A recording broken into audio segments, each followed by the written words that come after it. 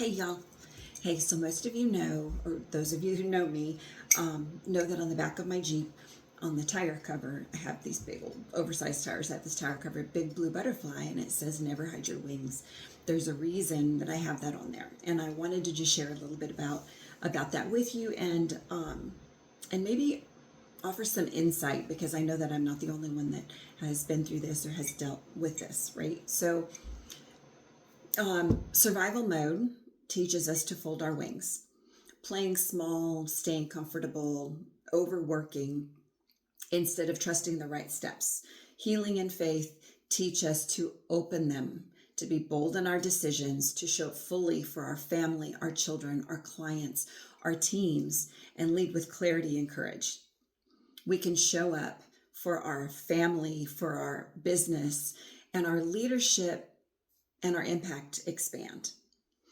So, something that God reveals to me is survival mode doesn't stay in one lane.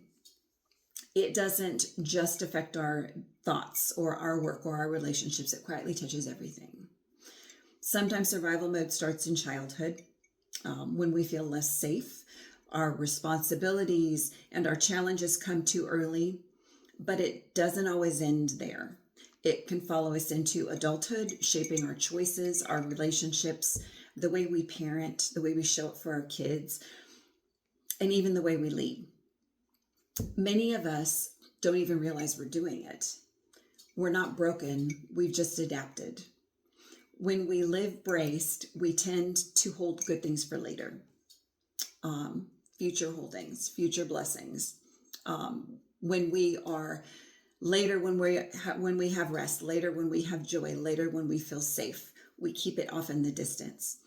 But our children and our families and even the people closest to us don't experience us in the future. They experience us now in the present. And the same is true in our work.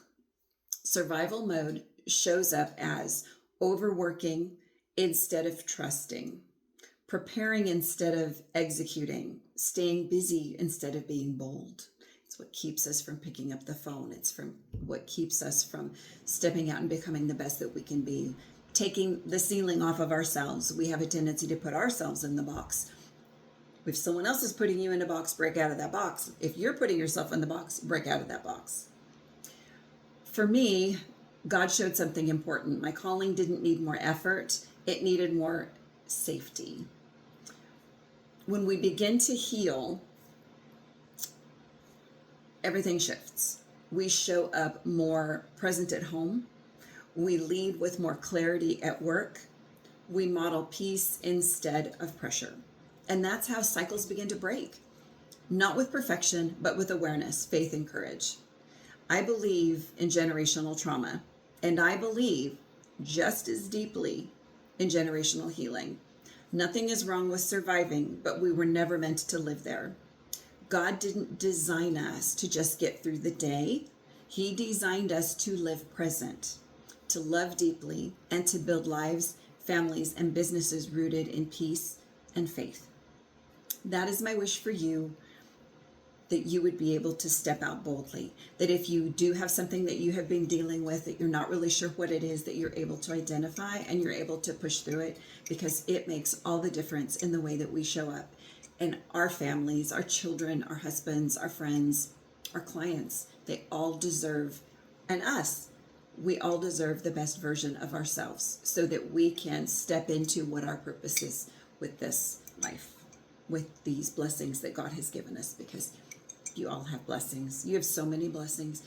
And I feel like some of you don't even realize it. You don't realize your value.